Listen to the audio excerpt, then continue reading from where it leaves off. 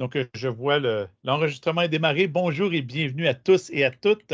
Comme on mentionnait, il s'agit de l'atelier qui fait un survol du nouveau programme CAD en sciences au secondaire. Sachez que les messages clés de première à huitième et de neuvième année sont pratiquement les mêmes. Donc, si vous enseignez à l'élémentaire, vous allez voir que les messages clés se retrouvent ici aussi dans cette présentation-là. Donc, vous êtes les bienvenus aussi si c'est des enseignantes et des enseignants de l'élémentaire, de l'intermédiaire, parce que ces mêmes messages clés-là se répètent. D'ailleurs, le lien vers la présentation PowerPoint que je vous ai envoyé, c'est la présentation PowerPoint totale qui inclut les exemples de l'élémentaire et du secondaire.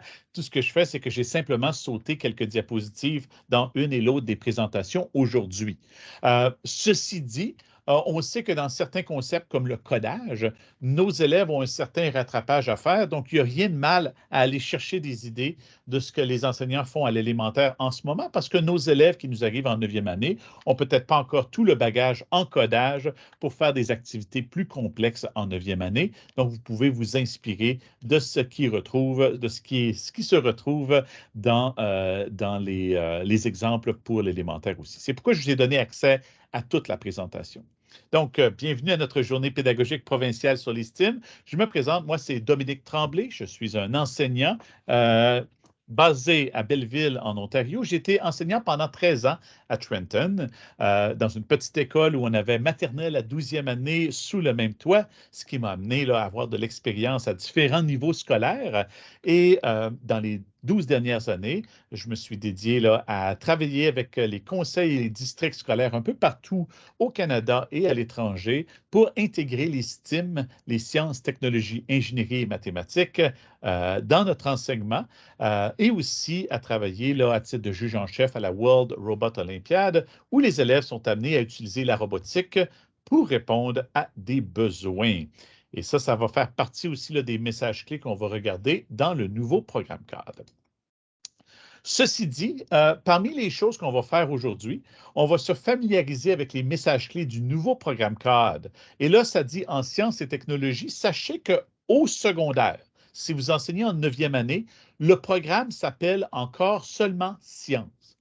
Par contre, on a inclus le codage, on a utilisé on inclut les technologies émergentes et on inclut les STEAM.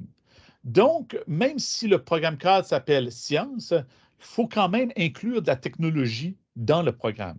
Le processus de design en ingénierie s'y trouve. Dans le passé, on enseignait sciences et on avait un enseignant ou une enseignante d'études technologiques qui s'occupait de faire le processus de design, l'informatique, le design 3D, tout ce genre de choses-là. Bien maintenant, pour être capable d'utiliser l'approche STEAM, il va falloir intégrer ces concepts de technologie dans notre enseignement. Ce qui veut dire qu'au secondaire, parfois, il faut peut-être falloir faire des partenariats avec les autres enseignantes et enseignants qui pourraient enseigner technologie. Ça peut être difficile si technologie et mathématiques ne sont pas offerts au même semestre que notre cours de sciences. Peut-être que c'est quelque chose à discuter aussi avec vos directions pour l'avenir. Hein? Si on peut mettre les cours de technologie, les cours de mathématiques en même temps, ça permet de travailler ensemble pour la livraison de vraiment une approche STEAM.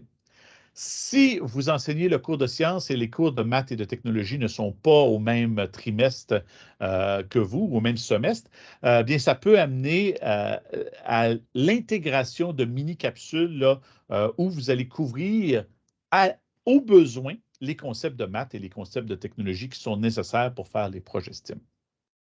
Donc, on va se familiariser avec les nouveaux messages clés. On va regarder qu'est-ce que c'est l'approche STEAM qui se retrouve maintenant dans notre domaine A. Donc, le domaine A inclut beaucoup maintenant sur les 3 processus et sur l'approche STEAM.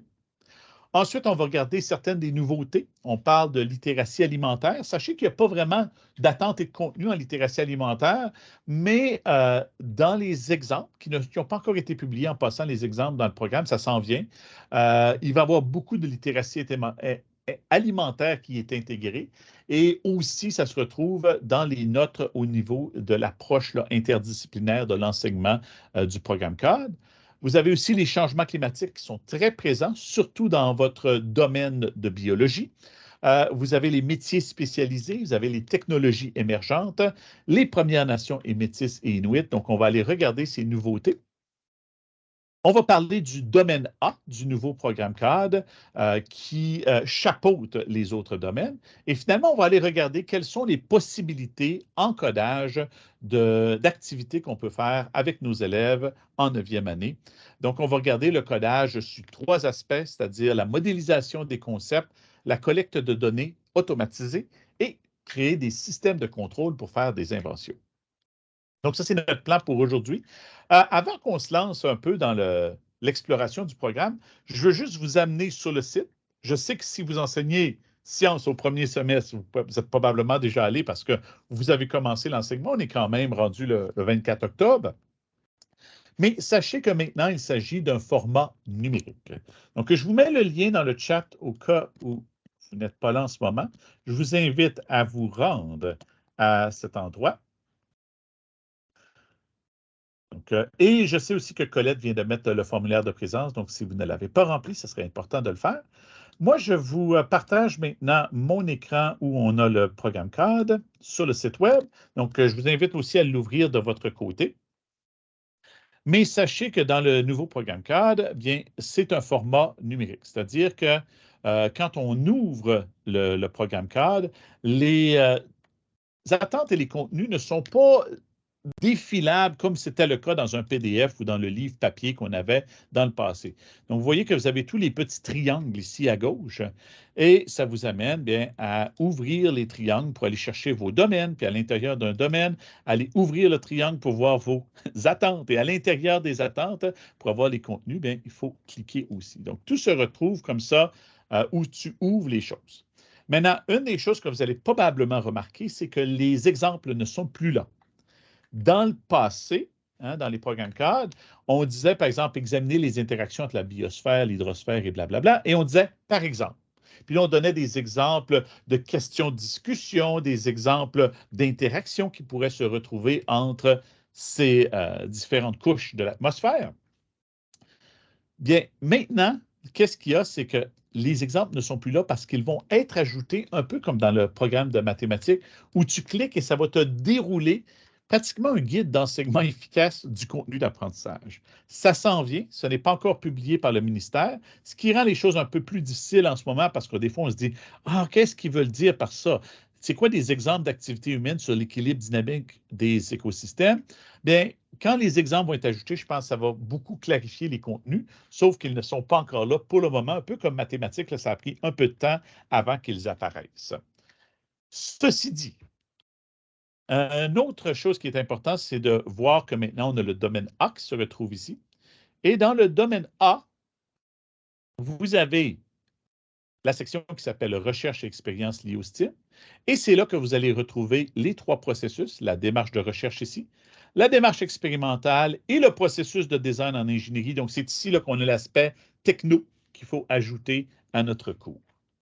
Vous allez aussi trouver les habiletés en codage qui se retrouvent ici. Donc, à comparer au curriculum de l'élémentaire, si on a des profs de l'élémentaire, il y a une section spécifique dans le domaine A pour le codage.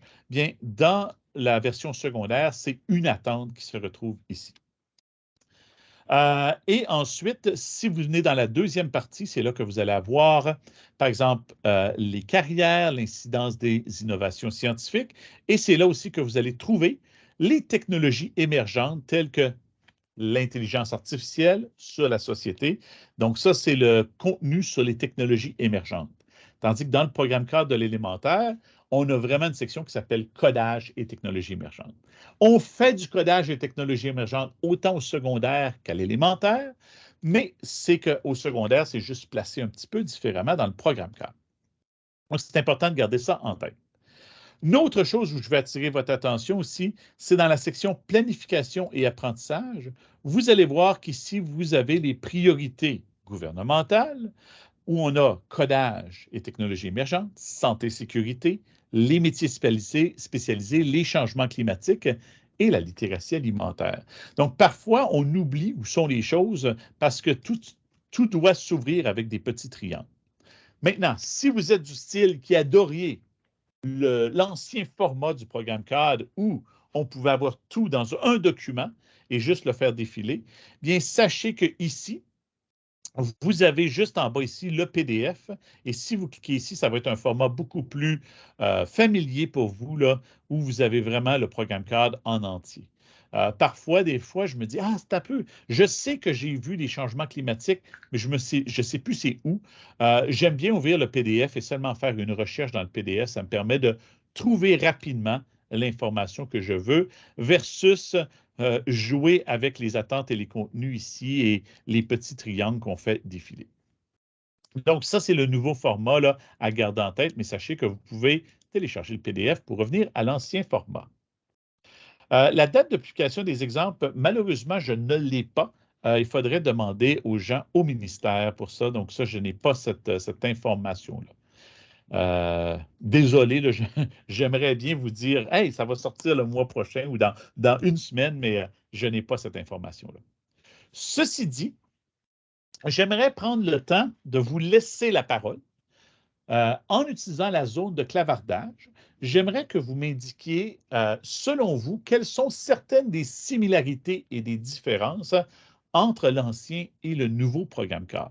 Parce qu'il y a des choses qui sont pareilles et il y a des choses qui sont très différentes. Et là, je ne parle pas de choses spécifiques là, comme un contenu d'apprentissage, un mot qui a changé. Il existe un document en passant sur le site du ministère qui montre chaque changement de mot qui a été fait. C'est quasiment comme un suivi des modifications dans Word. Là. Mais là, ici, je regarde plus dans l'aspect global. Quelles sont les similarités et les différences? Je vous invite à les écrire dans le chat. Je vais prendre une petite pause au niveau de ma présentation. Je vais arrêter de parler et je vous invite à participer dans la zone de clavardage.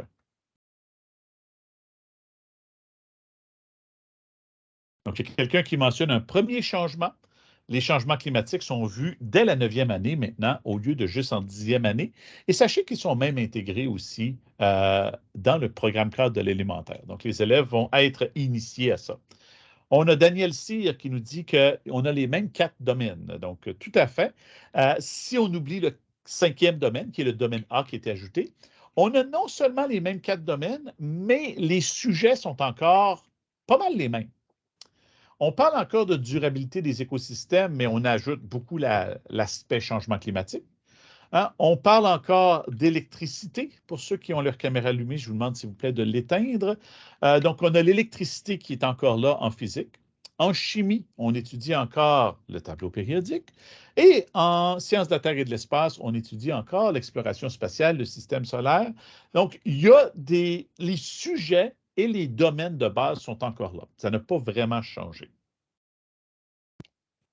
Donc, il y a quelqu'un qui mentionne il y a moins de calculs mathématiques. Oui.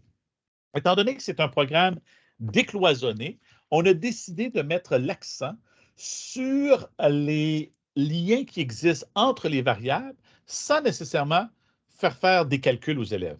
Parce que ce qui arrive, si on prend par exemple la loi d'Ohm, il y a beaucoup d'élèves qui font les calculs à merveille. Ils sont capables de plugger des nombres, de faire l'algèbre qui est derrière ça, mais ils n'ont aucune idée de ce que ça veut dire dans la vraie vie. Hein? Quand je branche une barre multiprise, quand j'installe un circuit dans une maison, qu'est-ce que ça veut dire la loi d'Ohm? Donc, les élèves étaient capables de faire les calculs sans comprendre le lien entre les variables. Donc, maintenant, dans le nouveau programme CAD, on met l'accent sur le lien entre les variables et sur les liens avec la vie courante. On veut que ce soit un programme CAD qui s'applique à tous, que l'élève se dise, ah, ça sert à quelque chose de faire ces choses-là. Donc, vous avez 100% raison. Je vous laisse encore me mentionner les similarités et les différences. Donc, il y en a plusieurs qui mentionnent qu'une des similarités, c'est la grille d'évaluation.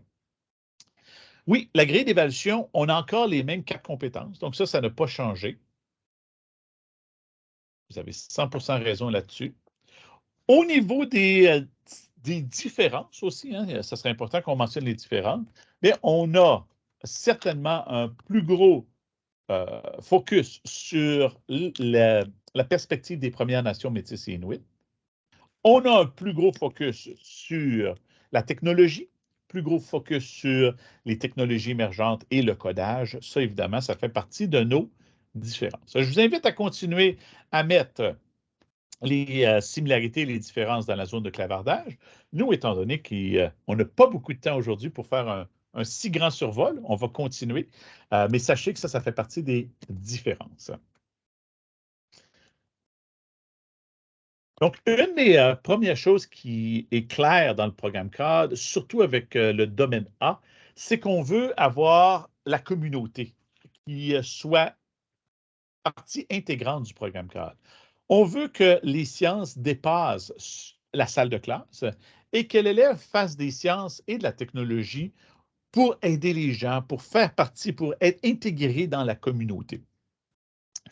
Quand on parle de durabilité des écosystèmes, quand on parle de changement climatique, amener les élèves à prendre des actions qui vont aider à la durabilité des écosystèmes, qui vont aider à réduire les impacts des changements climatiques ou qui vont nous permettre de mieux être résilients au changement climatique si on considère qu'ils sont en train de se produire, bien ça fait partie du nouveau programme CAD. Donc, ce que je vous invite à faire, c'est dès le début de l'année de faire des partenariats avec les organismes, avec les entreprises, avec les parcs, hein, avec tout ce qui se retrouve autour de vous. Gardant en tête, évidemment, qu'on veut aller chercher nos grands domaines, que ce soit les changements climatiques, la durabilité des écosystèmes, la chimie, que ce soit l'électricité ou que ce soit l'exploration spatiale.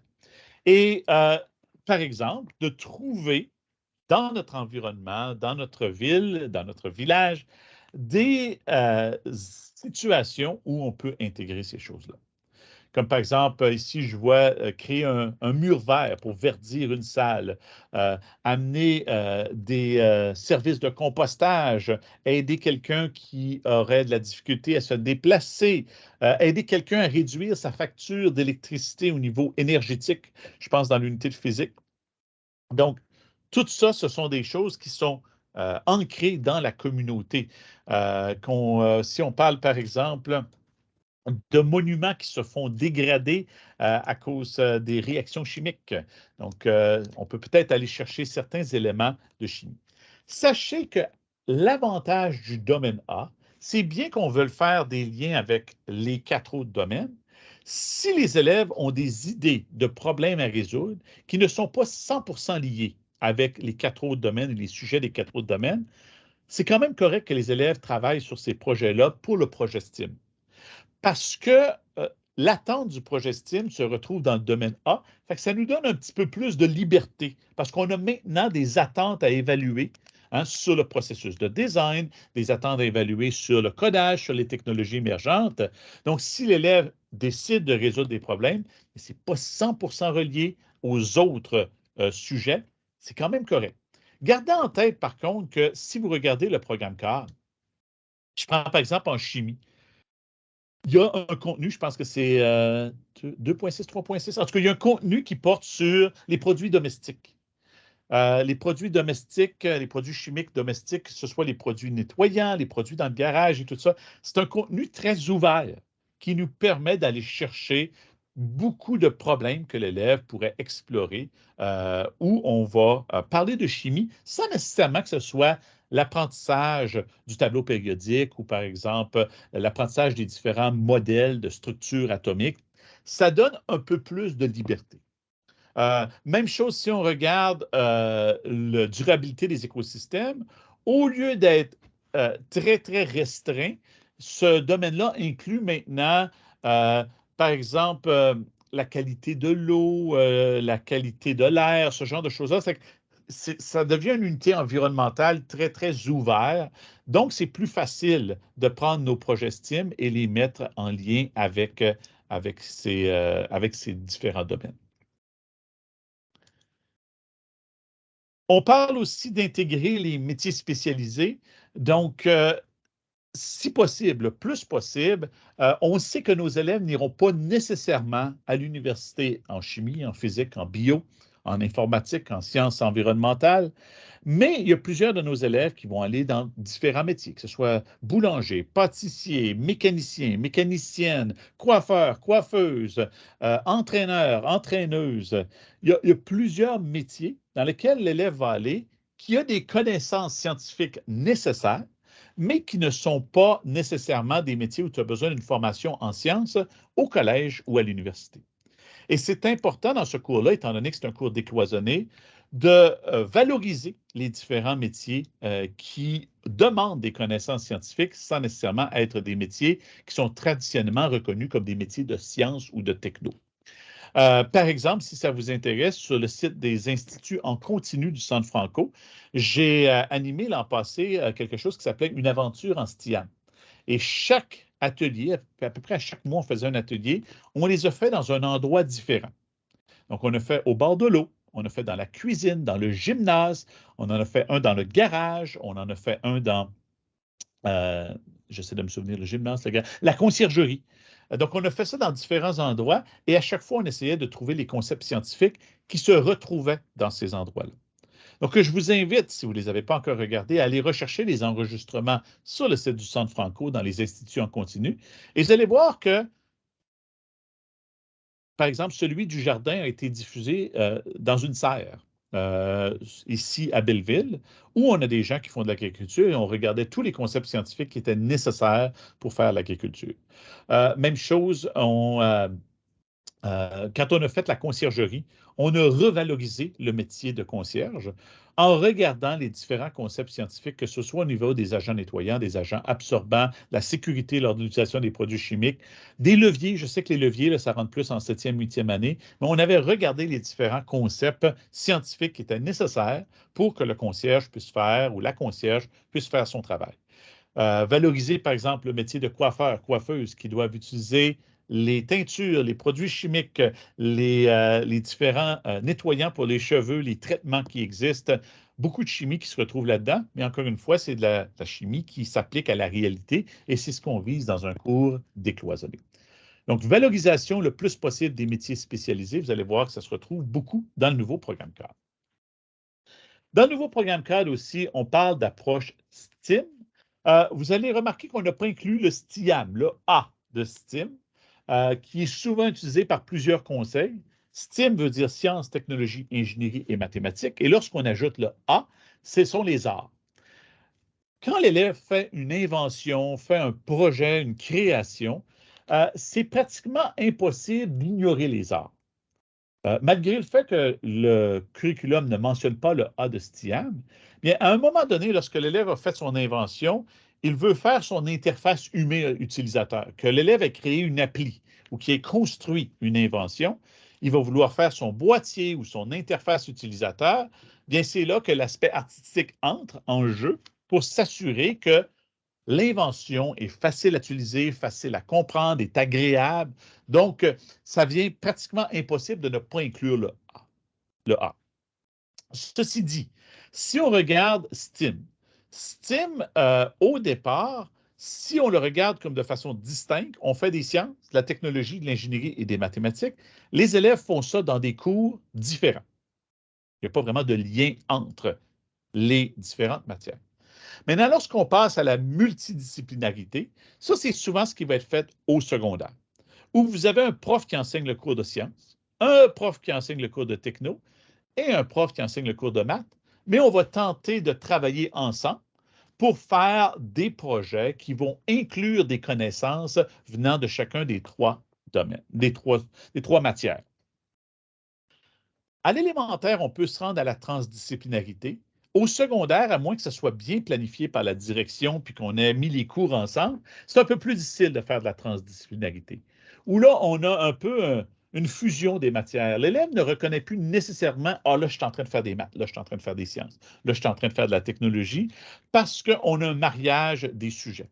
Dans un projet, l'élève va peut-être faire une collecte de données, donc va utiliser des connaissances en mathématiques pour faire un sondage, un bon sondage, sa collecte de données, ses représentations graphiques, et peut-être qu'il va vouloir, je ne sais pas, coder une interface comme un microbit, donc il va utiliser des connaissances en technologie et il va utiliser son processus de design et ensuite, bien, il va avoir besoin de connaissances scientifiques, peut-être sur, par exemple, les produits chimiques ou sur l'électricité. Donc, l'élève travaille de façon transdisciplinaire. C'est important aussi de montrer aux élèves que ces approches-là existent pour de vrai dans la société.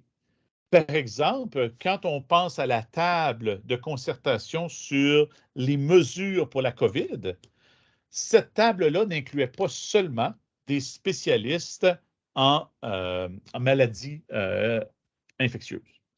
Cette table-là incluait aussi des médecins de famille, incluait des infirmières, des infirmiers, des enseignants, des économistes, des spécialistes en santé mentale, pour que chacun apporte leur expertise. Donc, c'était une table qui était très multidisciplinaire. La transdisciplinarité demande un peu plus parce que la personne doit avoir de l'expertise dans différentes matières en même temps. Une autre caractéristique importante du projet STEAM, donc il y en a qui demandent le lien à l'enregistrement. L'enregistrement va être disponible quelques jours après la formation. Il faut que les techniciens du centre Franco prennent les fichiers et les rendent disponibles sur le site web du Centre Franco. Donc, ça va arriver quelques jours après. Maintenant, pour ce qui est de la PowerPoint, je vous la remettrai dans le chat un peu plus tard.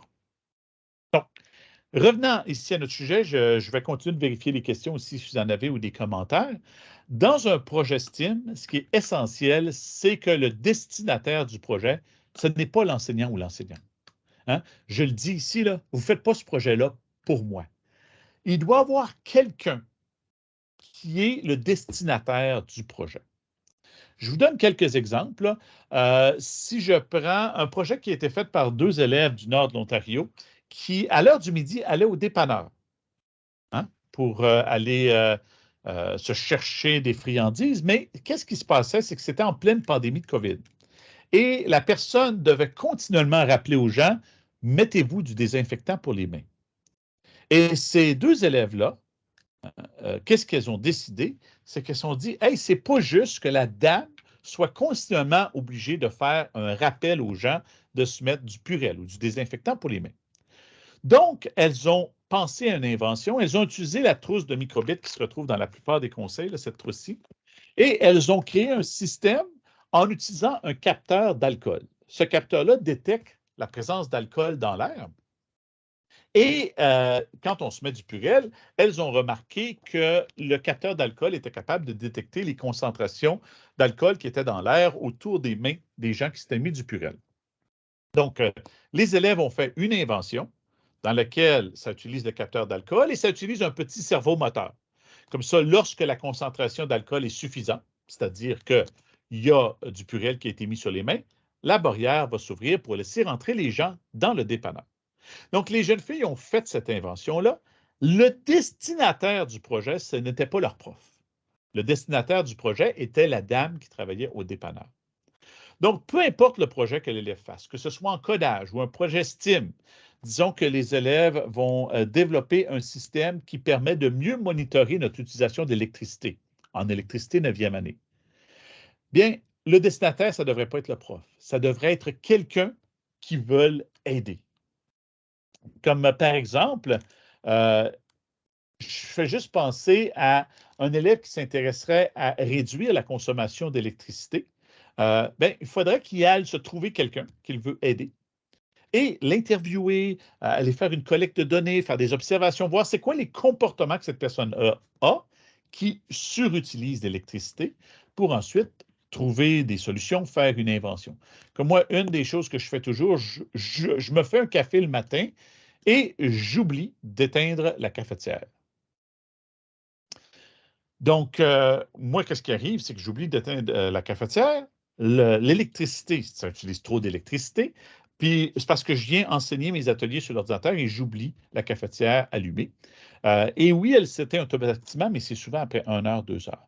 Donc, les élèves pourraient travailler à une invention qui vient aider la personne qui vit ça en faisant une invention pour soit faire un rappel, faire un système qui fait un rappel, faire un système qui éteindrait automatiquement la cafetière. Donc, on pourrait utiliser le fameux concept de l'automatisation. Tout ce qui s'appelle codage dans le programme CODE vient beaucoup avec la notion d'automatisation. D'ailleurs, si vous enseignez à l'élémentaire, ils l'ont même ajouté dans le programme CODE. Donc, ils ont ajouté l'idée de l'automatisation comme un concept fondamental. Donc, dans l'approche TIM, ce qui est important de garder en tête, c'est qu'on veut que l'élève résolve de vrais problèmes. Donc, des vrais problèmes. Ce n'est pas des choses inventées, c'est comme des vrais clients. Ils se trouvent un client qu'ils veulent aider. Deuxième chose aussi, merci de mettre le lien vers les ateliers puis là, vous avez mis le lien vers la conciergerie, mais si vous allez plus bas dans la hiérarchie du site, là, vous allez trouver tous les autres ateliers. Donc, résoudre des vrais problèmes. La deuxième chose, on veut que l'élève puisse démontrer de l'empathie. Donc, lorsqu'il fait un projet, vu qu'il le fait pour quelqu'un d'autre, l'élève va démontrer de l'empathie, il doit se mettre dans la peau de la personne qui veut aider. Hein, peut-être que si l'élève veut aider quelqu'un qui est aveugle, par exemple, bien, peut-être que l'élève n'est pas lui-même aveugle, mais il doit démontrer de l'empathie, il doit se mettre dans la peau de quelqu'un qui est aveugle pour bien comprendre ses problèmes.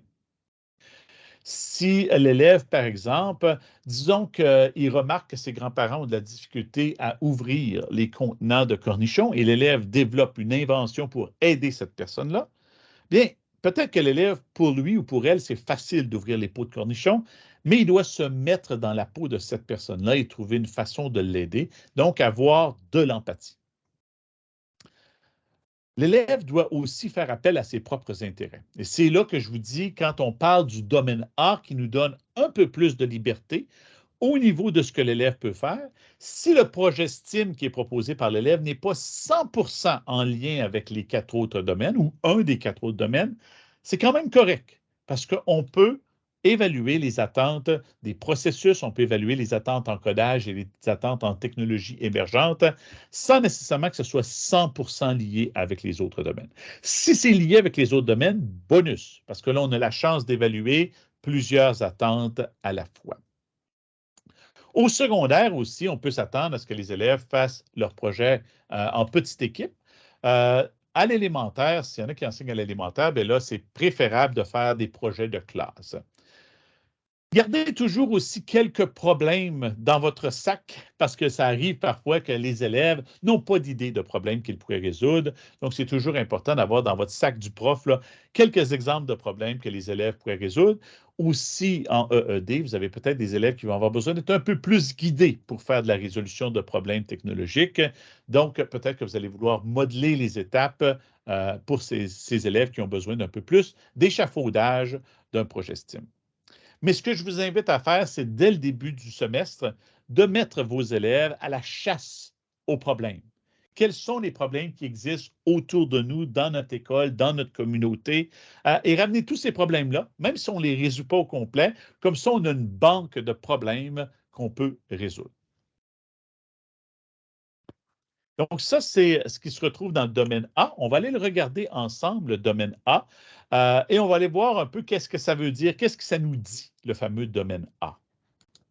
Donc, première chose, le domaine A est considéré comme un domaine qui chapeaute les autres domaines. C'est-à-dire que le domaine A va être intégré à chacun des autres domaines et peut aussi être utilisé de façon isolée. Mais l'objectif, c'est que ce qui se retrouve dans le domaine A, comme les processus, le codage, technologie émergente, on ne le fera pas une seule fois dans l'année, mais on va tenter de l'intégrer dans chacun de nos domaines. Anciennement, vous vous souvenez que dans chacun des domaines, il y avait, par exemple, quelques expériences qui étaient mentionnées. Il y avait quelques projets de recherche qui étaient mentionnés. Mais là, l'objectif, c'est qu'on a ce domaine-là et on va ensuite aller le saupoudrer dans chacun des autres domaines. C'est-à-dire que du codage, on n'en fera pas une seule fois, mais on va tenter d'en faire dans nos différents domaines du programme CAD. L'autre grosse nouvelle, et ça peut être un peu déstabilisant, si vous lisez la planification, la section sur la planification pour le programme CAD, on suggère de faire des projets intégrateurs qui viennent chercher plus qu'un domaine. Et je sais qu'au secondaire, on a tendance à dire, je fais mon unité de biologie, fini, check, done, on passe à autre chose. Je fais chimie, check, done, on passe à autre chose. Maintenant, je fais physique, mon électricité, check, done, je passe à autre chose. Ce qu'on nous demande, c'est d'essayer de plutôt voir des grandes thématiques qui intègrent les différents domaines. Et à l'élémentaire, on parle depuis longtemps de planification en spirale. Et on l'amène un petit peu maintenant en sciences. C'est beaucoup utilisé en mathématiques. Parce que ce qu'on a remarqué en mathématiques à l'élémentaire, c'est que les élèves, disons qu'ils faisaient des fractions une fois dans l'année et on n'en reparlait plus par la suite, mais les élèves oubliaient les fractions puis ils n'en faisaient pas avant l'an prochain. Avec l'approche en spirale, on revient sur les mêmes concepts plusieurs fois dans l'année. Donc, on ne fait plus nos domaines séparément. Donc, par exemple, comment ça se répercute en mathématiques? Bien, je fais des fractions, j'en fais plusieurs fois dans l'année. Je fais des données, j'en fais plusieurs fois dans l'année. À chaque fois, on va un peu plus loin. Dans la section sur la planification pour le programme de sciences, ça se retrouve là, dans le début, dans la mise en contexte du programme, on nous demande le plus possible d'intégrer les domaines. Et ça se fait par des projets intégrateurs dans lesquels on a une grande thématique qui va aller chercher un peu de chacun des domaines. Donc, je pars une grande thématique et je viens chercher un peu de bio, un peu de chimie, un peu de physique et un peu de sciences de la Terre et de l'espace. Pour avoir travaillé à la rédaction de plusieurs activités pour le nouveau programme CADE, je ne vous cacherai pas que parfois c'est difficile de toucher les 4 domaines. Mais c'est toujours possible d'en toucher au moins 2. C'est pratiquement impossible d'en faire un seul. Donc, si je vous montre ici, ça ne sera pas long. Une des façons de faire cette intégration-là des domaines, c'est de passer par la littératie alimentaire. Donc, vous allez voir, quand le gouvernement va finalement sortir les exemples, vous allez voir que plusieurs exemples sont en lien avec la littératie alimentaire. Comme je pense, par exemple, dans notre domaine de biologie, on parle beaucoup de biodiversité dans nos écosystèmes durables.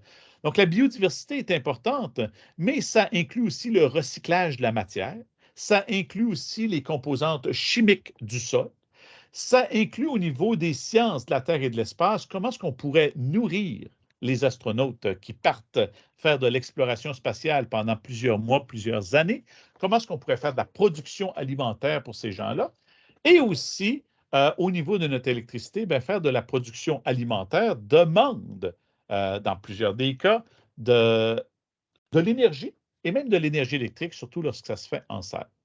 Donc, on a quand même un grand domaine ici, un grand sujet qui nous permet d'aller intégrer plusieurs des domaines. La science des sols aussi rentre beaucoup là-dedans. Vous allez retrouver ça dans les exemples là, qui vont sortir. Donc, ici, moi, j'ai pris le temps pour 9e année de vous suggérer quelques-unes des grandes thématiques que vous pourriez utiliser qui viennent chercher plus qu'un domaine. Je viens de vous parler de littératie alimentaire, bien, nourrir la planète. Hein? Ça pourrait être une grande thématique dans laquelle on vient chercher, comme je vous mentionnais, un peu de chacun des 4 domaines. Évidemment, il y a des domaines qui sont plus là. Je vois que biologie est plus là, chimie est plus là, électricité peut-être un peu moins, puis sciences de la Terre et de l'espace avec l'astronomie et l'exploration spatiale, un peu, mais pas beaucoup. Il y a toujours certains domaines qui sont plus là. Mais une deuxième grande thématique que vous pourriez utiliser, c'est l'électrification des transports. Donc, dans l'électrification des transports, on a évidemment notre domaine de physique sur l'électricité, mais on a aussi l'idée du changement climatique en biologie. On a la chimie des piles qui rentrerait dans notre unité de chimie. Est-ce qu'on a de l'espace? Peut-être un peu, on pourrait essayer de trouver. Mais au moins, je suis allé chercher 3 domaines quand même assez évidents là-dedans. Un autre exemple, l'exploration spatiale. Bien là, je vais beaucoup plus chercher mon dernier domaine, hein, le domaine en sciences de la Terre et de l'espace. Mais veut pas, lors de l'exploration spatiale, on a vu que juste le lancement des fusées peut affecter les changements climatiques. On a beaucoup d'utilisation de carburant. Donc, est-ce que l'exploration spatiale en vaut la chandelle? On a aussi un peu de chimie, parce que lorsqu'on va faire de l'exploration spatiale, les robots, les sondes qu'on envoie vont analyser les sols et les atmosphères qui se retrouvent sur les autres planètes. Donc, vous voyez qu'à l'intérieur d'une grande thématique, on peut aller chercher chacun de nos domaines ou plusieurs de nos domaines. Gestion des déchets serait une autre grande thématique. Donc, ça, c'est l'idée de passer par grande thématique pour ensuite aller couvrir nos domaines. Donc, je vous encourage à essayer de trouver quelles vont être vos grandes thématiques qui vont permettre de répéter les domaines plus qu'une fois à l'intérieur de votre planification. Et si vous avez des questions, n'hésitez pas à les poser. Je vérifie continuellement la zone de clavardage. Pour le moment, je pense que je n'en vois pas, mais si vous avez des questions, n'hésitez pas à les poser dans la zone de clavardage. Ici, maintenant, on a l'intégration des Premières Nations métisses et Inuits. Et je veux juste vous présenter deux petits concepts. Je sais qu'il y a des ateliers aujourd'hui qui portent spécifiquement sur ce sujet-là pendant la journée pédagogique. Je vous invite à les consulter et je vous invite aussi à faire des partenariats avec les gens des Premières Nations métisses et Inuits de votre région. Pour vous assurer de bien couvrir les sujets, vous assurer de les inclure aussi pour créer aussi cette collaboration-là entre votre école et les gens des Premières Nations métisses et Inuits. Je vous donne deux petits exemples ici. Ici, vous avez un mot de la langue Micmac et ce mot-ci, il veut dire la vision à deux yeux. Et ça, de plus en plus en science, on veut reconnaître les savoirs des Premières Nations métisses et Inuits, les savoirs traditionnels, et travailler ensemble pour marier la science moderne avec les savoirs traditionnels. Ça, si vous allez fouiller les projets d'ExpoScience sur le site, par exemple, de l'ExpoScience pan-canadienne, vous allez voir qu'il y a plusieurs projets d'ExpoScience qui nous viennent des jeunes des Premières Nations métisses et Inuits, où on a tenté d'utiliser les connaissances traditionnelles pour les valider avec la science moderne. Par exemple, j'ai vu des jeunes qui ont travaillé, des jeunes du Nunavik, qui ont travaillé à la lampe à l'huile traditionnelle, qui utilise de la graisse de baleine, pour tenter d'en créer une version 2.0. Avec le processus de design, ces jeunes-là, des Inuits du Nunavik, ont utilisé les savoirs traditionnels et la science moderne pour tenter d'améliorer l'efficacité de la lampe à l'huile traditionnelle des Inuits. Un autre exemple, en fait, ici que j'ai, que j'adore le présenter parce que c'est quelque chose qui m'est arrivé pour de vrai. J'étais en train de juger un projet d'ExpoScience à l'ExpoScience des Premières Nations du Québec. Et il y a un jeune qui me dit qu'il voulait faire, qui a fait une expérience pour vérifier l'efficacité des testicules de castor pour servir d'antiseptique, un peu comme du polysporin. Au début, j'étais là, ah ouais, c'est vrai. Et je suis allé vérifier avec un membre de la communauté et c'est tout à fait vrai. Donc, c'est ce qu'ils utilisent comme antiseptique dans sa communauté. Et lui, il voulait vérifier si cette efficacité-là pouvait être vérifiée avec la science moderne. Donc, il a travaillé avec un contenu de testicules de castor pour vérifier l'efficacité. Donc, d'aller chercher les savoirs traditionnels, je pense que ça peut être super intéressant, puis d'utiliser les processus qui viennent de la science moderne pour marier ces deux-là. Je pense que ça peut être très, très une belle valeur pour vos élèves. Un deuxième exemple que je vous donne, à travailler avec les Inuits, on a appris que le mot eau dans le langage des Inuits, c'est à l'état solide, par défaut. Si on parle d'eau en français, hein, si je vous dis de l'eau, dans votre tête, vous imaginez de l'eau à l'état liquide. Et on a des mots pour parler de l'eau à l'état solide et de l'eau à l'état gazeux. On parle de vapeur et on parle de glace. Tandis que dans le langage des Inuits, par défaut, si on mentionne le mot eau, c'est l'eau à l'état solide. Il faut utiliser d'autres mots pour venir qualifier l'eau dans les autres états. Puis évidemment, c'est basé sur le fait que pour eux, l'eau est principalement à l'état solide dans leur vie. Donc, je trouve que c'est super intéressant d'amener des petits faits comme ça, des capsules. Donc, je vous encourage à jaser avec les gens des Premières Nations métisses et Inuits, suivre des ateliers. Il y en a beaucoup qui sont offerts par des gens des Premières Nations métisses et Inuits portant sur ces sujets. Ce qui m'amène aux trois processus, et là, je vais même regarder ici. Donc, il y en a qui mentionnent, est-ce qu'il y a des leçons sur les sciences, un peu comme on a fait sur le site de ontariomath.support. Donc, oui, STEO ou l'APSO, l'Association des professeurs de sciences de l'Ontario, ont travaillé à créer des leçons, donc pour vous appuyer aussi à intégrer les messages clés. Je vais vous mettre le lien ici, je pense que c'est SciTech. on.org, quelque chose comme ça. Je vais essayer de les retrouver, là. S'il y en a qui travaillent pour l'APSO ou Stéo, je pense peut-être à M. Daniel Cyr. Si vous avez le lien direct, ça serait apprécié si vous le mettez dans la zone de cavardage. Mais oui, l'APSO, l'Association des professeurs de sciences de l'Ontario, ont travaillé à créer des leçons basées sur les grandes thématiques qui intègrent le codage. Donc, je pense que ça peut vous être très utile. Si je ne le trouve pas à la fin de l'atelier, quand je vais avoir fini d'animer, je vais prendre le temps de vous trouver le lien. Mais je pense que, ah oui, il y a quelqu'un qui a déjà mis le lien. Merci beaucoup. Donc, ce sont des ressources là, qui ont été travaillées par l'APSO. Donc, on revient à nos 3 processus. Dans le domaine A, on intègre 3 processus. La démarche de recherche, la démarche expérimentale et le processus de design en ingénierie. Et dans le programme cadre, ils ont créé 3 cercles qui vous montrent ces 3 processus. Donc, à gauche, vous avez le processus, la démarche de recherche, et vous voyez que si vous prenez les 4 grandes étapes, ce sont les mêmes dans tous les processus. C'est-à-dire qu'au début, l'élève doit définir et planifier. Ensuite, il doit réaliser et consigner. Ensuite, il doit analyser et interpréter. Et ensuite, il doit communiquer. La recherche et la démarche expérimentale se trouvaient déjà dans l'ancien programme cadre en sciences 9e année. Mais là, on ajoute le processus de design en ingénierie. Une autre chose que je vais attirer votre attention aussi, si vous regardez la démarche de recherche à gauche, l'élève doit analyser l'information. Donc, il ne fait pas seulement, ce qu'on veut éviter, c'est de la recherche où l'élève fait juste copier des sites web. On veut que l'élève fasse des collectes de données qui soient impliquées activement dans le processus de recherche. On va aller voir dans un instant comment est-ce qu'on peut faire ça. Dans la démarche expérimentale au centre, vous allez voir qu'une des choses essentielles, c'est que l'élève doit concevoir l'expérience. Donc, l'élève ne fait pas seulement une expérience qui lui est donnée par l'enseignant, l'élève doit concevoir son expérience.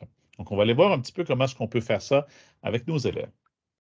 Et finalement, bien, dans le processus de design, l'élève va inventer, va créer, va innover quelque chose. Et quand on parle de créer, ce n'est pas nécessairement de créer à partir de zéro. Parfois, on va prendre quelque chose d'existant et on va tenter de l'améliorer pour en arriver à quelque chose qui n'est pas 100% nouveau, mais qui amène des nouveautés. Donc, regardons les 3 processus ensemble. Si on prend la démarche de recherche, donc, on a nos 4 étapes ici. Comme je vous disais, on ne veut pas que l'élève fasse juste du copier-coller de site web. Ça devient ennuyant, ça devient plate. Ce n'est pas tout à fait ça qu'on veut, que l'élève fasse du copier-coller. C'est souvent ce qui arrive quand on donne des projets, par exemple, aux enfants de 2e année à l'élémentaire. Quel est ton animal préféré? Puis l'élève va juste aller copier de l'information sans nécessairement comprendre non plus l'information. Pour vous appuyer dans de la recherche, moi, ce que je vous suggère, c'est de faire ce que j'appelle de la recherche plus. Parce que si on veut que l'élève puisse analyser l'information, puisse analyser les choses qu'il a obtenues, bien, c'est important que l'élève fasse de la collecte de données. Il doit aller chercher des données à quelque part. L'élève doit être capable de comparer les données qu'il y a eues. Il doit être capable de les distinguer. Il doit être capable de les analyser. Il doit déterminer des tendances. Peut-être que pour déterminer des tendances, il va faire des représentations graphiques aussi. Donc, c'est beaucoup plus que juste copier-coller de l'information. Il faut que l'élève parte à la recherche d'informations et ensuite puisse faire ces différentes actions-là que vous voyez à l'écran. C'est pourquoi je vous amène à une ressource qui a été produite il y a quelques années sur le site du Centre Franco. Et là, vous allez vous dire, Dominique, tu t'es trompé de matière, tu nous amènes à la boîte à outils en études sociales. Bien, la bonne nouvelle que j'ai pour vous, c'est que oui, cette ressource-là, au départ, elle avait été faite pour les études sociales, mais à l'utiliser, j'ai trouvé qu'on pouvait utiliser les mêmes outils dans les cours de sciences. C'est pourquoi je vous recommande de l'utiliser. Peut-être que les exemples, merci beaucoup d'avoir mis scitechontario.ca. Excellent, merci. Oui, c'est le site que je mentionnais, ça. Merci beaucoup à Christine qui vient de mettre ce lien-là. Le lien que je viens de vous mettre, c'est vers la boîte à outils en études sociales. C'est une ressource que j'avais créée à l'époque avec mes collègues, Caroline Joly et Pierre Sarrazin. Et cette ressource-là porte sur les études sociales, mais la liste des 10 outils que vous voyez sur la fiche, et j'ai mis les icônes ici, sont tout à fait utilisables pour de la recherche en sciences. Si vous allez sur le site, le lien que je vous ai mis, vous allez voir qu'il y a 10 vidéos pour l'enseignante et 10 vidéos pour l'élève. Et ces vidéos-là, vous allez voir que les exemples sont spécifiquement en études sociales. Moi, je vous suggère d'aller consulter les vidéos pour comprendre l'outil et ensuite voir comment est-ce qu'on pourrait l'utiliser dans une perspective d'enseignement de sciences en 9e année. Je vous donne des exemples des outils qui sont présentés dans la capsule. Évidemment, on n'aura pas le temps de passer à travers chacun des 10 outils en détail. C'est pour ça que les capsules sont là. Mais un des outils, c'est les cartes géographiques interactives. De pouvoir aller sur Google Maps et d'avoir accès à la vision satellite, d'avoir accès à une foule de couches que tu peux ajouter. Super utile pour faire de la recherche en sciences et en études sociales. Vous allez voir aussi qu'on parle de journaux historiques. Ça, c'est le deuxième icône que vous voyez en bleu. Bien, quand on parle, par exemple, d'exploration spatiale, allez voir comment ça s'est passé l'exploration spatiale dans le passé. Si on parle de découverte en chimie, d'aller revoir dans les vieux journaux comment est-ce qu'on a découvert ces choses-là, qu'est-ce qui s'est passé lors de la découverte de ces choses-là. Je pense que ça peut être super intéressant pour les élèves de voir cette évolution-là, puis d'aller chercher des journaux qui sont réels. Là. On se met dans la peau, les gens, c'est ça qu'ils ont vécu à cette époque-là lorsqu'on a fait cette découverte. Je pense, par exemple, juste à la prolifération du plastique. On voit que c'est maintenant un problème, mais à l'époque, c'était présenté comme quelque chose de miracle. Donc, dans notre unité de chimie, quand on parle des composés qui ont été créés, puis des effets environnementaux que ça a, je pense que ça peut être intéressant d'aller lire des vieux articles de journaux. Je pense par exemple à l'icône qui est en rose à droite. Ce sont les entrevues. Donc, d'être capable de faire des entrevues avec des gens, ça peut être super intéressant d'amener toutes sortes de gens, que ce soit des gens des Premières Nations, Métis et Inuits, des gens des communautés racialisées ou des scientifiques d'un peu partout. Je pense que ça peut être super intéressant. Puis, quand on parle d'entrevues aussi, quand je vous disais métier spécialisé, pas avoir peur d'interviewer des gens qui ne sont pas nécessairement dans des carrières qu'on reconnaît comme des scientifiques, mais qui peuvent présenter aux élèves leurs connaissances scientifiques applicables à leur travail, que ce soit un boulanger, que ce soit un coiffeur, coiffeuse, que ce soit un agriculteur, agricultrice. Je pense que c'est ça a une très grande valeur de pouvoir faire des entrevues. Il y a les sondages aussi. Donc, les sondages, similaires à l'entrevue, mais à grande échelle, ça te permet d'obtenir des données venant de partout dans le monde. Que ce soit, par exemple, de faire un sondage pour voir l'opinion des gens sur des mesures qui ont été mises en place pour réduire notre consommation d'énergie, les opinions envers l'apparition des voitures électriques ou voitures à hydrogène, que ce soit, par exemple, un sondage sur la consommation de plastique, par exemple, dans l'unité de chimie et gestion des déchets. L'idée d'aller chercher des sondages permet d'obtenir des données même qui dépassent l'Ontario et le Canada. Je vous donne un exemple. Il y a quelques années, dans le cadre de littératie alimentaire, les élèves s'étaient intéressés à nourrir la planète, justement, et aller voir un petit peu comment est-ce que les déjeuners variaient d'une partie à l'autre du monde. Donc, il avait créé un sondage dans Microsoft Formulaire ou dans Google Formulaire et on l'avait déployé à la grandeur de la planète là, en faisant de la publicité dans les médias sociaux. Et on avait des centaines de gens qui avaient répondu dans le monde, qui nous avaient parlé de leur déjeuner et qui avaient aussi envoyé une photo à la fin du formulaire de leur déjeuner. Et là, quand on parle d'analyser, comparer, distinguer, trouver les tendances, les élèves peuvent voir les tendances aussi, par exemple, sur la présence de féculents, la présence d'hydrates de carbone, la présence de friture dans les déjeuners. Ça, c'est juste un petit exemple pour vous montrer qu'on ne fait pas juste faire de la recherche en copiant-collant de l'information, mais on part à la quête de données. Plus spécifiquement au secondaire aussi, un des outils que je vous recommande, c'est l'utilisation des bases de données et des tendances sur Internet. Donc, les bases de données permettent d'aller chercher des données secondaires. Rappelez aux élèves que les données primaires, ce sont des données que l'on ramasse nous-mêmes. Les données secondaires, c'est des données qui ont été ramassées par quelqu'un d'autre, mais nous, on peut les utiliser ensuite pour faire notre propre analyse. Évidemment, dans les bases de données, il y a les Statistiques Canada, il y a Environnement Canada qui ont beaucoup de bases de données, mais je vous suggère aussi l'outil Wolfram Alpha, qui est un outil qui permet, c'est comme un moteur de recherche comme Google, mais ça permet de chercher des données au lieu de chercher des sites web.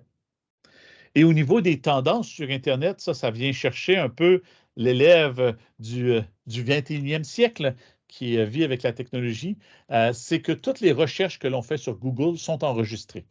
Et on peut chercher des tendances dans les recherches que les gens vont faire. Donc, je vais arrêter la PowerPoint un instant pour aller vous présenter quelques-uns de ces outils-là. Et planification pour 9e, je sais qu'il y avait des discussions qui allaient sortir des planifications 9e au niveau du ministère. Mais j'attends des nouvelles. Là, je ne sais pas si elles sont sorties, si elles vont sortir. Donc, je ne peux pas faire de promesses là-dessus. Mais oui, des genres de planification générale pour le ministère. Donc, ceci dit, là, je vais reprendre le partage d'écran, mais je vais m'en aller sur mon furteur Internet et on va aller voir. Voilà, je partage ça, mon furteur Internet. Et on va aller voir certains des outils. Évidemment, je ne ferai pas les 10 outils. Allez écouter la boîte, visionner la boîte à outils en études sociales pour avoir les 10 outils. Un que je vous présente, c'est Google Newspaper. Donc, ici, si vous êtes de ma génération, vous avez peut-être utilisé des microfiches pour lire des vieux articles de journaux. Mais si vous regardez ici, là, il y a des articles de journaux, même des années 1800, des années 1900. Il y a beaucoup d'articles de journaux, des plus récents en français. Hein, L'Avenir Sept-Îles, c'est évidemment un journal en français. L'Avenir Saguenay aussi. Mais il y a des journaux anglophones et hispanophones aussi qui se retrouvent là-dessus. Et tous ces journaux-là ont été numérisés. Donc, ceux qui sont de l'époque des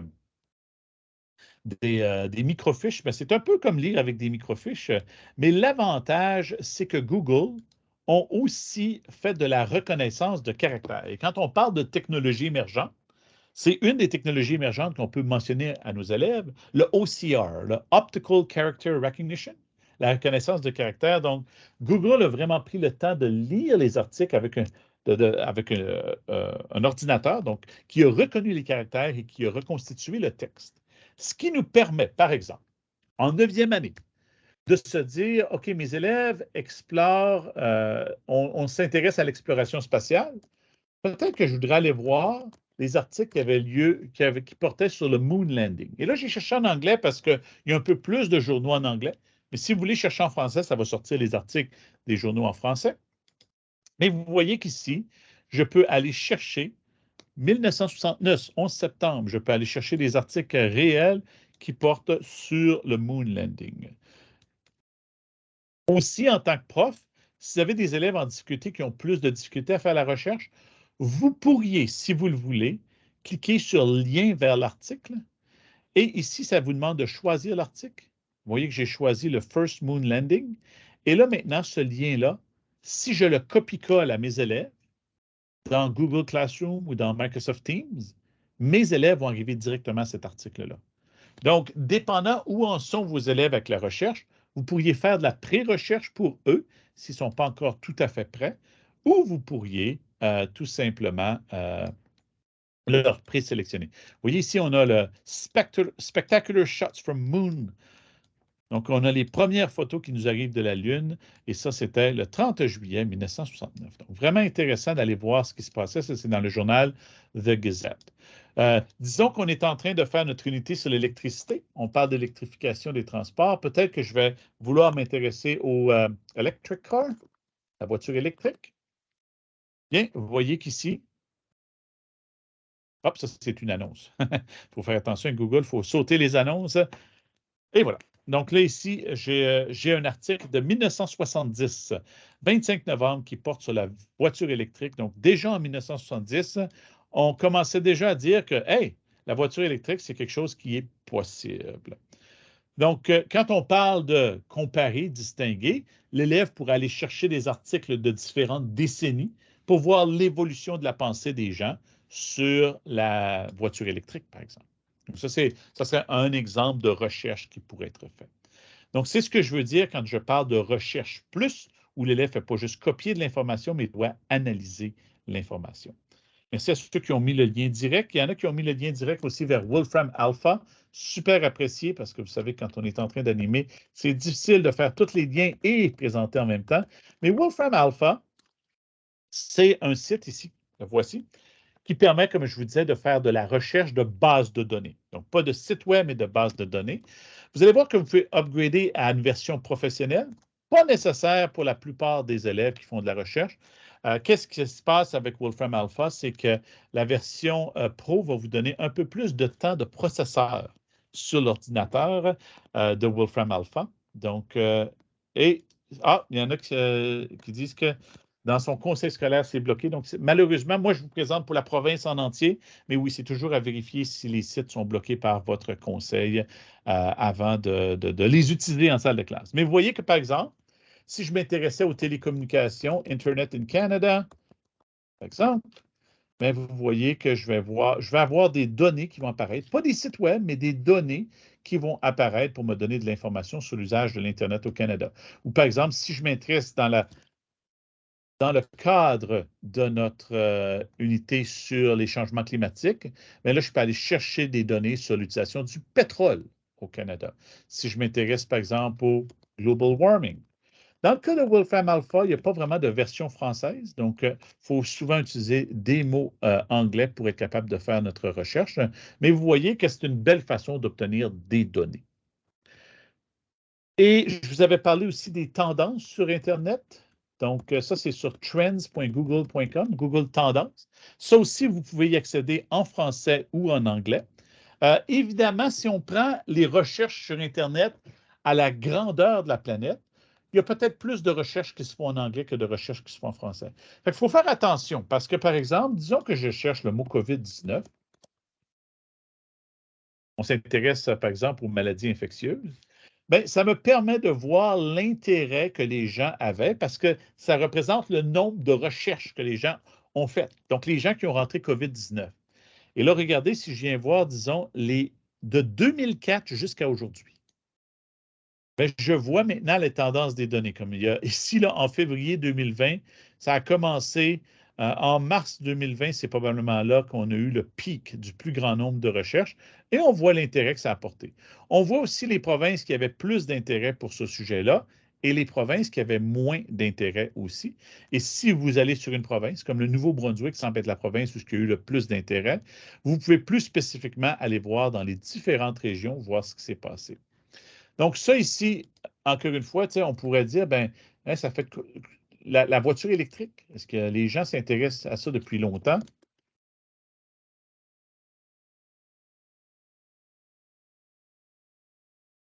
Et là, j'ai cherché electric car avec un accent. Ou je pourrais chercher voiture électrique. Si je cherche voiture électrique, bien, il y a probablement surtout des résultats du Québec qui vont arriver. Vous voyez, c'est ça. Québec et Ontario et Nouveau-Brunswick, l'île du Prince-Édouard un peu, parce que, veut pas, il y a moins de gens de l'extérieur qui vont chercher en anglais. En français. Donc, il faut garder ça en tête aussi, mais ça te permet de voir un peu les recherches qui se font, essayer de se poser des questions parce que si vous regardez le nouveau programme cadre, met beaucoup l'accent sur les répercussions sociales, environnementales, communautaires, économiques de nos actions. Hein. Donc, je pense que c'est là que ça devient important d'avoir accès à des outils comme ça pour aller comprendre aussi ce qui se passe au niveau des populations.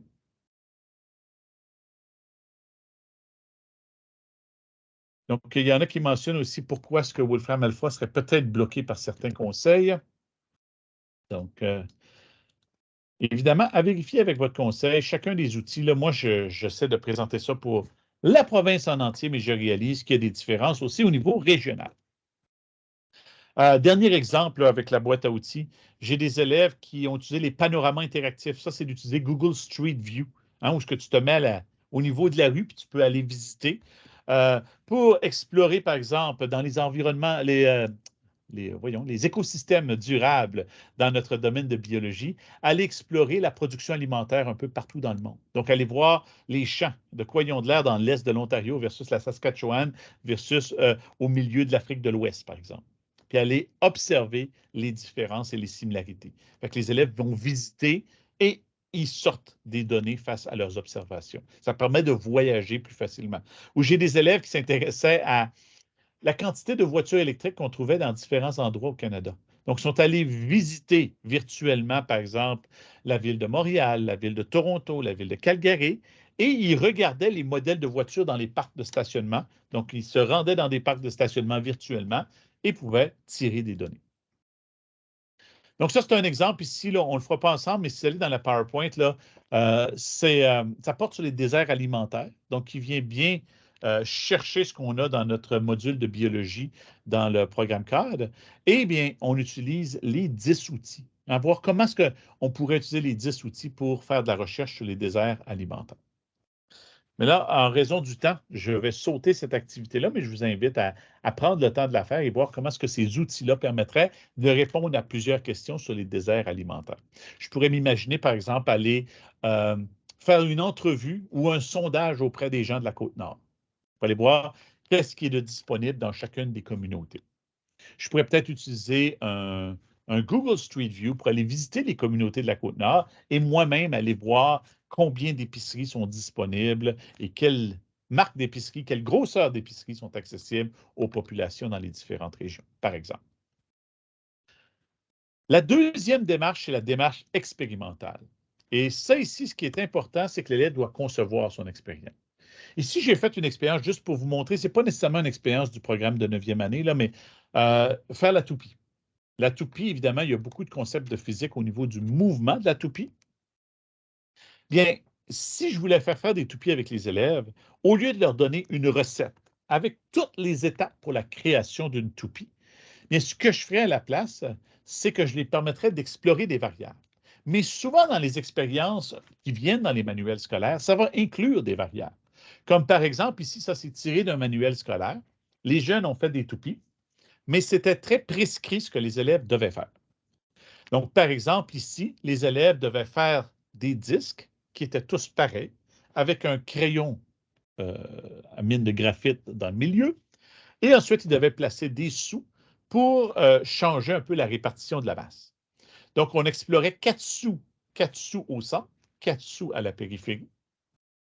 Et là, ensuite, on prenait les deux autres et on faisait 4 sous à la périphérie versus 8 sous à la périphérie. Et on vérifiait l'effet que ça donnait sur. Donc, on avait notre variable. Dans ce cas-ci, on avait deux expériences, donc deux variables indépendantes. Et ensuite, on avait la variable dépendante qui était la durée que la toupie allait tourner avant de frapper le sol. Fait que ça, c'était très prescrit. Ce que je suggère, et s'il y en a qui ont déjà fait la formation Smarter Science ou éducation, dans la formation Smarter Science, on encourage les gens à faire un temps de jeu. Un temps de jeu dans lequel ils peuvent explorer toutes les variables sans penser à faire du contrôle. On donne un 10 minutes où les élèves, là, on leur donne super full créativité. Et ici, vous voyez qu'est-ce que ça a donné? J'ai eu des toupies qui étaient carrées. J'ai eu des toupies dont les sous étaient suspendus au lieu d'être collés. Il y en a qui ont utilisé des crayons. Il y en a qui ont utilisé des tiges de bambou. Il y en a qui ont placé de la pâte à modeler. Il y en a qui ont mis le disque plus ou moins haut. Il y en a qui ont utilisé différentes tailles de disques. Lorsqu'on a fait ça, à ce moment-ci, on n'a pas encore une vraie expérience qui a été faite, mais on a un temps de jeu qui a permis de faire un remue-ménage de variables. Et si vous allez voir là, les affiches ou les documents de Smarter Science sur smarterscience.ca, vous allez voir que ce temps de jeu-là est nécessaire parce que sans ça, les élèves ont de la difficulté à penser à des variables. Lorsqu'on a fini ça, par contre, là, c'est important de cibler des variables. Et c'est là qu'on va faire notre conception expérimentale. Par exemple, ici, les élèves pourraient dire, bien, moi, je vais me concentrer seulement sur la taille du disque. Donc, la taille du disque va devenir ma variable indépendante et toutes les autres variables vont devoir être contrôlées. La façon dont je lance la toupie, la forme du disque, la hauteur du disque, le type de crayon que je vais utiliser, même la façon dont le crayon est affilé vont devoir tous être pareils. La seule chose que je vais changer va être le disque. Une autre équipe pourrait peut-être s'intéresser à la hauteur du disque. Donc, on fait toute la même grosseur, toute la même forme, mais là, on s'intéresse à la hauteur du disque. Donc, c'est un peu comme ça qu'on amène l'élève à concevoir une expérience. On amène un élément déclencheur et l'élève s'amuse avec le matériel Et ensuite, on définit les variables.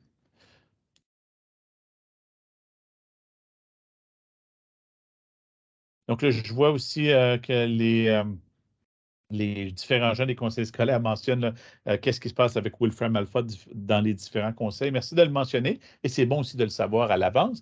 Sachez aussi que si vous n'avez pas accès à Wolfram Alpha, Environnement Canada, Statistique Canada ont beaucoup de sites avec des données aussi qui pourraient être utilisées. Et étant donné que c'est des sites gouvernementaux, habituellement, ils ont moins de chances d'être bloqués par les conseils. Ce qui m'amène au troisième et dernier processus qui se retrouve dans le nouveau programme de sciences, qui est là un peu une nouveauté. Hein, faire des expériences et de la recherche, c'était là. La seule différence, c'est que maintenant, on essaie de les rendre plus proches de la réalité. Mais le processus de design en ingénierie, c'est un peu nouveau de faire du design, de la techno dans un cours de sciences 9e. Ça, c'est la version du ministère. Moi, je vous ai préparé avec l'illustrateur franco-ontarien Marc Keelan-Bishop. J'ai travaillé avec lui à créer une nouvelle version, le plus visuelle du processus de design. Et si vous voyez, dans la première section, l'élève doit comprendre le contexte. Hein? Avant de commencer à... Oh, désolé. Donc, avant de commencer à résoudre son problème, l'élève, il doit aller voir c'est quoi le problème, se mettre dans la peau de la personne qui vit le problème. Dans la petite bande dessinée illustrée sur cette affiche-ci, le problème, ce sont les déchets dans la cour de l'école. Donc, l'élève va interviewer le concierge pour avoir de l'information. Quel type de déchets? Est-ce que c'est des déchets organiques, des déchets non organiques? Est-ce que c'est principalement dû aux élèves qui vont manger dehors, qui laissent traîner leurs déchets? Est-ce que c'est surtout du papier? Donc, il pose toutes sortes de questions. Le concierge mentionne aussi ses problèmes de dos à se pencher lorsqu'il fait la collecte des déchets. Un coup qu'on a fini cette étape-là, mais là, l'élève peut avoir de l'empathie pour la personne et commencer à définir le problème. Qu'est-ce que c'est exactement le problème? Quel jour est-ce qu'on a le plus de déchets? Quel type de déchets est-ce qu'on retrouve le plus? Quelle quantité? Est-ce que ça arrive toujours? Est-ce qu'il y a des jours où il y en a moins? Donc, on définit le problème. Ensuite, on embarque dans cette boucle-là ici qui est ça s'appelle la boucle itérative, dans laquelle on sort des idées, on assemble un prototype et on le met à l'essai. Et là, il ne marche jamais. C'est rare qu'il marche du premier coup. Là. On conçoit des nouvelles idées, on assemble un prototype, on le met à l'essai. Et là, on conçoit des nouvelles idées. On reste dans cette boucle-là jusqu'à temps qu'on peaufine, qu'on améliore notre invention pour ensuite réaliser le produit final et ensuite le présenter. À l'étape de réaliser aussi, c'est là qu'on va commencer à inclure plus le A.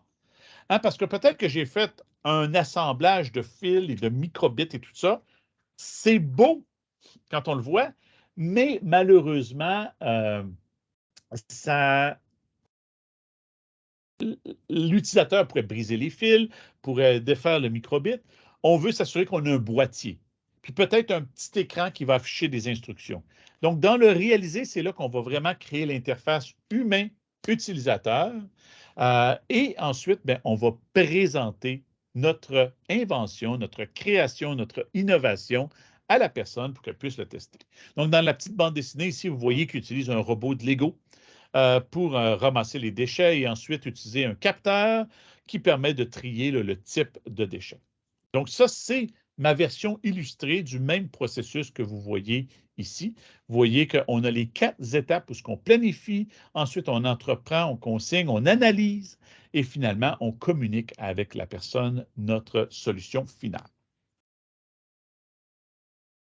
Un autre outil que je recommande beaucoup lorsqu'on est en train de faire du processus de design, c'est que souvent les élèves ont de la difficulté à retrouver des idées. Et il y en a qui mentionnent, est-ce que vous avez la permission d'utiliser mon illustration dans la salle de classe?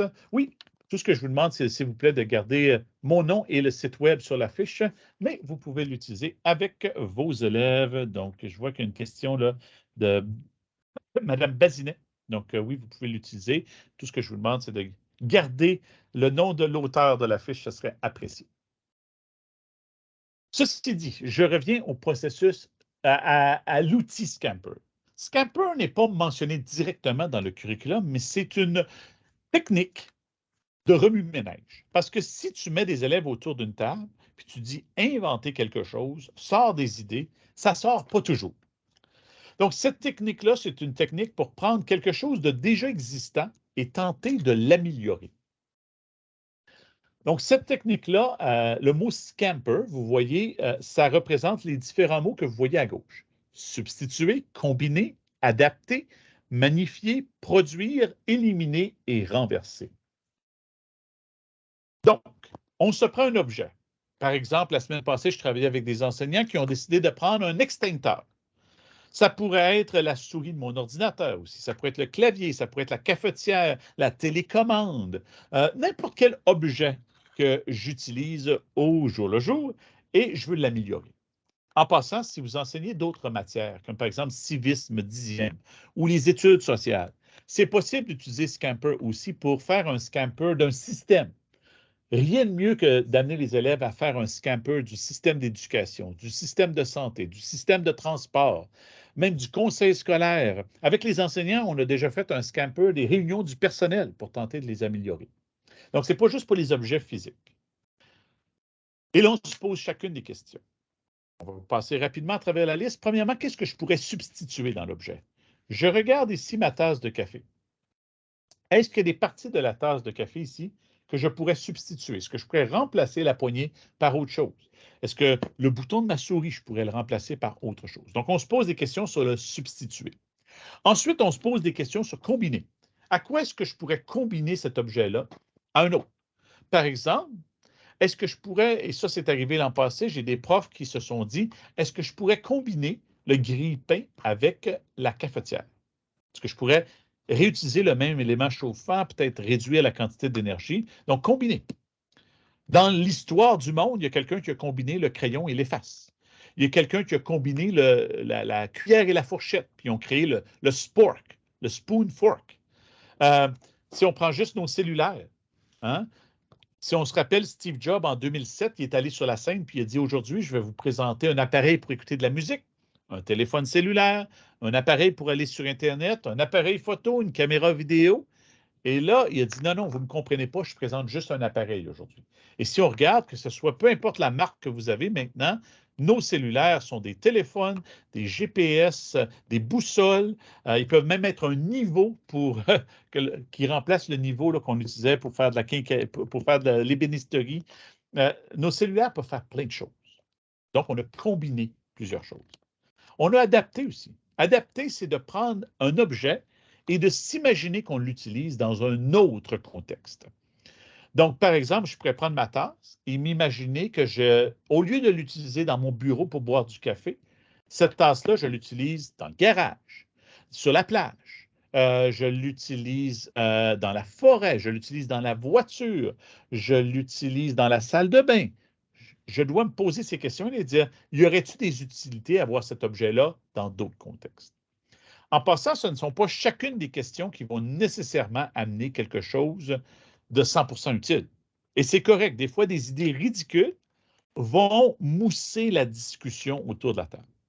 Magnifier, binifier. Qu'est-ce qui arriverait si ma tasse elle était extrêmement géante ou microscopique? Est-ce qu'il y aurait un avantage? Est-ce que ça pourrait servir à quelque chose?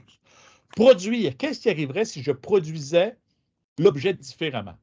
Au lieu d'être faite en céramique, si ma tasse était faite en bois, en plastique, en styromousse, en verre, en papier, en carton, tu vas poser toutes ces questions.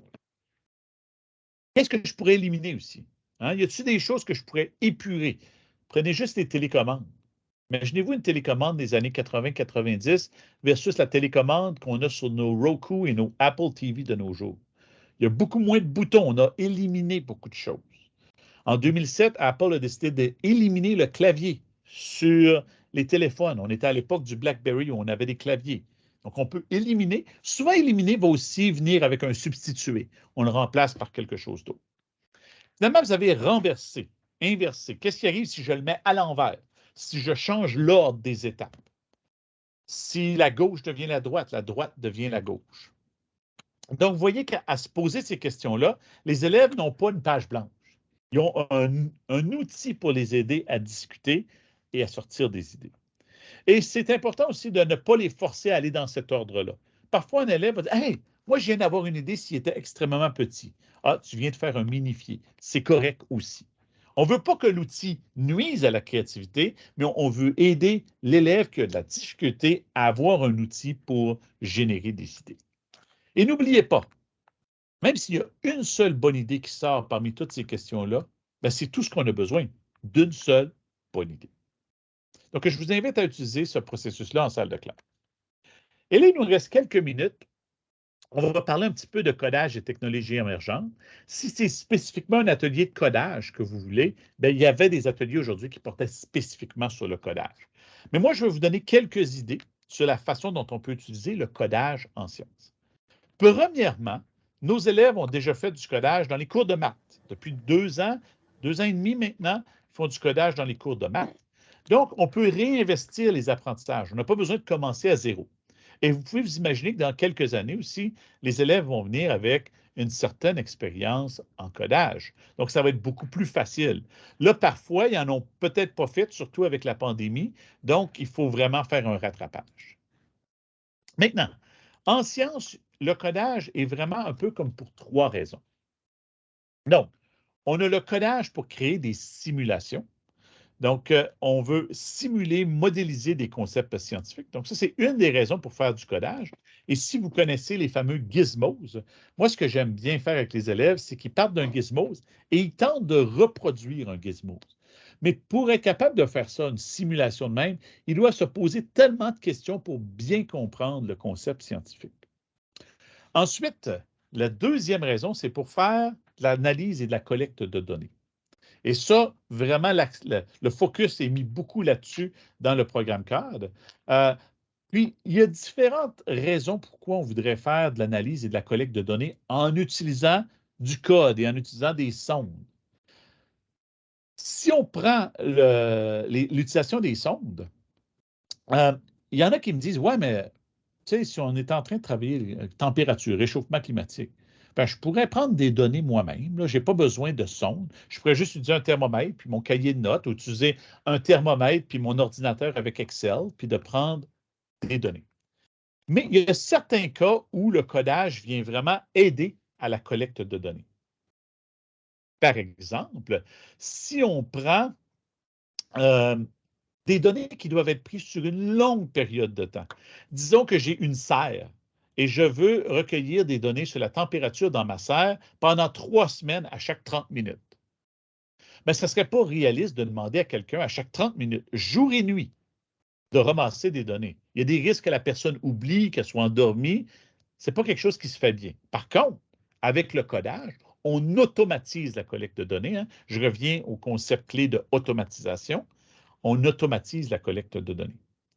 Une autre raison aussi, c'est que parfois, il faut prendre des données trop rapidement. Si on prend, par exemple, le mouvement dans une montagne russe, la descente se fait très rapidement, en quelques secondes. Mais disons que je veux avoir 20 données par seconde. Bien, ça serait difficile de le faire avec quelqu'un qui lit son accéléromètre et qui note les données, mais c'est quelque chose que le codage permet de faire. L'ordinateur ou le microbit ou le Arduino est capable de prendre des données plus rapidement qu'un humain. Et finalement, une autre utilisation du codage pour faire de la collecte de données, ça serait lorsque les données ne sont pas facilement accessibles. Et si on vient chercher notre domaine de sciences de la Terre et de l'espace, si je veux recueillir des données sur une autre planète ou sur la Lune, par exemple, ou disons que je voudrais aller recueillir des données dans un volcan. Donc, on peut envoyer un drone. Évidemment, ce n'est pas l'élève qui va nécessairement tout faire ces données-là. On s'entend qu'on n'enverra pas une sonde nous-mêmes sur la Lune et on n'enverra pas un drone nous-mêmes dans un volcan, mais que l'élève comprenne que ce sont des situations où on voudrait faire de la collecte de données. Et c'est pour ça qu'on apprend à faire de la collecte de données automatisée avec des microcontrôleurs. Finalement, la dernière raison, c'est le processus de design en ingénierie. Parfois, le codage va m'aider à faire une invention. Je vous rappelle l'exemple que je vous ai donné tout à l'heure. Les jeunes filles qui ont fait le système pour détecter si les gens s'étaient mis du Purel avant de rentrer dans le dépanneur, bien, ils ont automatisé une tâche pour aider une personne. Donc, on utilise ici le processus de design en ingénierie. Et ça, par exemple, on voit beaucoup, là, surtout en 9e année, quand on parle des facteurs biotiques et abiotiques d'un écosystème. J'ai vu beaucoup de classes qui ont exploré l'idée d'avoir un système automatisé pour une serre, pour s'assurer de la croissance des plantes, donc qui va mesurer l'humidité du sol, qui va mesurer la luminosité, la température dans la serre et qui va faire des actions, comme par exemple ouvrir les fenêtres, partir des ventilateurs, démarrer des pompes, ce genre de choses-là. Donc ça, c'est le codage qui est utilisé dans le cadre du processus de design en ingénierie. Au niveau des simulations, une que je fais souvent en 9e année, c'est qu'en 9e année, on parle des effets des humains sur les écosystèmes, incluant les espèces envahissantes. Donc, on crée un écosystème. Par exemple, ici, je l'ai créé dans Scratch ou dans MBlock. Et dans cet écosystème-là, bien, on a des animaux, on a des plantes et on crée les interactions. Par exemple, si un lapin mâle rencontre un lapin femelle, bien, ça va produire des bébés. Et là, tu sais, les élèves se disent, bien, à chaque fois, il va faire des bébés? Non, pas nécessairement. Donc, qu'est-ce que je vais mettre comme pourcentage de fertilité? Combien de bébés? Ça va être quoi la portée? Et là, on continue comme ça, puis l'élève crée toute sa simulation et on part la simulation et on voit les effets. Qu'est-ce qui arrive si j'augmente mon renard, si j'amène une espèce envahissante? Donc, c'est comme de se créer notre propre gizmo, notre propre simulation.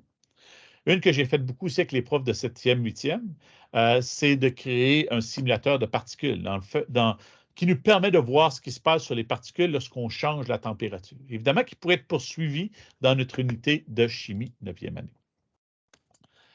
Spécifiquement en 9e année aussi pour votre unité sur l'électricité, si c'est autorisé dans votre conseil, je vous suggère d'utiliser Tinkercad, qui permet de coder des circuits avec un microbit virtuel ou un Arduino virtuel et de créer des circuits avec une platine de prototypage.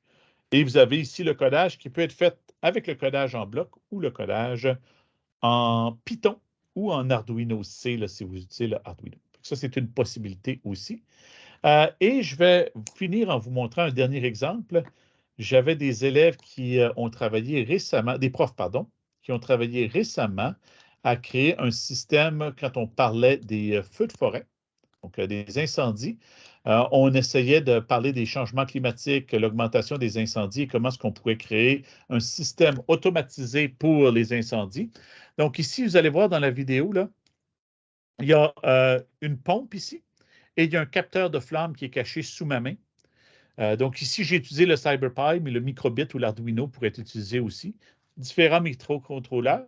Et là, vous voyez qu'à mesure que si j'allume le feu, vous allez voir ici, j'apporte le briquet pour simuler le feu. Donc là, c'est vert, c'est OK. Et dès que j'allume le feu, ça dit feu, les lumières deviennent rouges. Et je ne sais pas si vous pouvez entendre, là, puis vous voyez un petit peu la pompe à eau. La pompe à eau, elle n'est pas encore branchée, mais la prochaine étape, parce que là, on est encore juste dans un prototype, on n'est pas dans la version finale, mais la pompe à eau pourrait être pointée vers la direction du feu. Évidemment, un petit prototype, départ, là, c'est des gens qui n'avaient jamais fait de codage, mais on explorait la possibilité de faire du codage pour créer des systèmes automatisés dans lesquels on automatise certaines tâches. Donc, c'est tout. Il est présentement 14h40. Merci beaucoup d'avoir été là. J'espère que ça vous donne un peu une idée de ce qui est possible avec le nouveau programme CAD. Évidemment, il faut rester réaliste aussi. C'est beaucoup. Je ne vous dis pas de faire 10 projets STEAM dans votre première année. Allez-y petite bouchée par petite bouchée. On sait aussi que nos élèves n'ont peut-être pas encore toutes les connaissances en codage parce qu'ils viennent juste de commencer. On a un certain rattrapage à faire. Puis on a eu 2 ans et demi de pandémie aussi. Donc, il faut garder tout ça en tête et rester réaliste aussi dans notre mise en œuvre du nouveau programme CAD. Bien, merci beaucoup et on va arrêter l'enregistrement. Puis s'il y en a qui ont des questions spécifiques que vous voulez